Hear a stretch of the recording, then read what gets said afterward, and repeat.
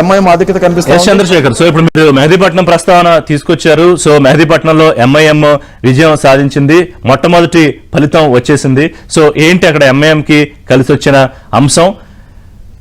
అలాగే అక్కడ మిగతా పార్టీలు అక్కడ ఎంతవరకు పోటీని ఇవ్వగలిగాయి?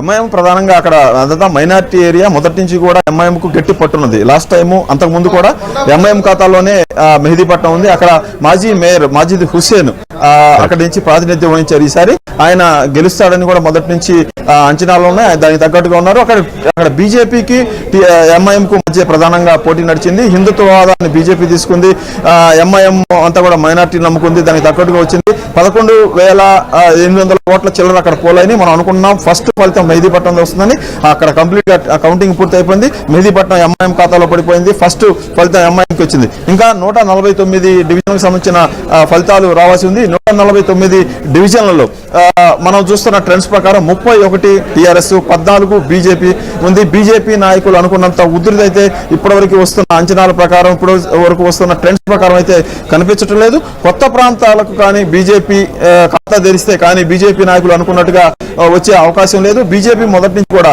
ఎల్బీ నగర్ నుంచి మలకపేట నుంచి అంబర్పేట నుంచి ఖైరతాబాద్ నుంచి జూబ్లీస్ నుంచి సనత్ నగర్, కూకట్పల్లి, సరూర్ నగర్, కుత్బుల్లాపూర్, ఈ కొత్త ప్రాంతాల్లో ఆ పార్టీ వెళ్లాలనే ఆలోచన చేసింది. అయితే దానికి తగ్గట్టుగా ఇక్కడ ట్రెండ్స్ కనిపించడం లేదు. ఆ ప్రాంతాల్లో వస్తే గానీ ఆ పార్టీకి ఎక్కువ సీట్లు, ఎక్కువ ఓట్లు వచ్చే అవకాశం లేదు. ఎందుకంటే మనం పొద్దుట చెప్పుకుంటున్నాం, ఓల్డ్ సిటీలో హైదరాబాద్ పార్లమెంట్ నియోజకవర్గంలో 50 డివిజన్లు ఉంటాయి. 40 డివిజన్లు ఎంఐఎంకు రాసి పెట్టినట్టుగా తీసేసిన పరిస్థితి ఉంది.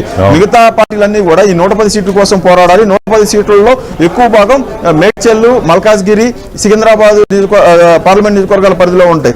గత ఎన్నికల్లో మనం అనుకున్నట్టుగా శివారులో 66 సీట్లకు 61 సీట్లను టీఆర్ఎస్ గెలుచుకుంది. ఇప్పుడు కూడా అదే ట్రెండ్ కనిపిస్తా ఉంది. 4 సీట్లు అటు ఇటు అయినా కానీ టీఆర్ఎస్ అనుకున్నట్టుగా ముందుకు వెళ్లే పరిస్థితి కనిపిస్తుంది. బీజేపీ నాయకులు ఆత్మవిశ్వాసానికి కానీ వాళ్ళ ధీమాకు కానీ తగినట్టుగా ఇప్పటి వరకు వచ్చిన సీట్ల పరిస్థితి కనిపించట్లేదు. ముందు ఏం జరుగుతుంది, నెక్స్ట్ కొన్ని చోట్ల రెండో రౌండ్ కూడా బిగిన్ అయింది. ఆ రెండో రౌండ్ తర్వాత పార్టీ వచ్చే అవకాశం ఉంది. ఋషి రైట్. చంద్రశేఖర్, మళ్ళీ కాసేపట్లో అనాలిసిస్ తీసుకుంటాను న్యూస్ రూమ్ నుంచి. సో మాజిద్ హుస్సేన్ గెలుపొందారు, ఎంఐఎం అభ్యర్థి. గతంలో డిప్యూటీ మేయర్ గా పనిచేశారు మాజిద్ హుస్సేన్. సో ఎంఐఎం తన ఇలాకాలో తన ఆధిక్యాన్ని చాలా స్పష్టంగా చాటుకున్నట్టుగా మొదటి ఫలితం ద్వారా తెలుస్తోంది. అక్కడ మైనారిటీలకు సంబంధించిన ఎక్కువ ఓట్లు ఉండడం ఖచ్చితంగా కలిసి వచ్చిన అంశము. అయితే ఈసారి బీజేపీ ఒక ప్రయత్నం అయితే చేసింది, ఎంఐఎం కోటలోకి వెళ్లి అక్కడ బద్దలు కొట్టాలి అనే ఒక కమ్యూనిజం, దీనికి సంబంధించి ఒక హిందూ ముస్లిం అనే ఒక మతం యాంగిల్ కూడా తీసుకొచ్చింది. అంటే ఒక రిలీజియన్ కి సంబంధించి కొంత ప్రయత్నం చేసింది. కాకపోతే చంద్రశేఖర్ చెప్పినట్టుగా ఇప్పుడు ఎంతైతే ఆ ప్రచారంలో ఆర్భాటం చేసిందో, బీజేపీ ఏ రకమైన స్థాయిలో వ్యాఖ్యలు చేసిందో దానికి సంబంధించిన రిజల్ట్ అయితే ఇప్పటి వరకు వస్తుందని ప్రకారం, కొద్దిసేపట్లో ఏమవుతుందనేది ఇంకా మనకు తెలియదు, కానీ ఇప్పటిదాకా వస్తుందని ప్రకారం అయితే రిఫ్లెక్ట్ కావట్లేదు.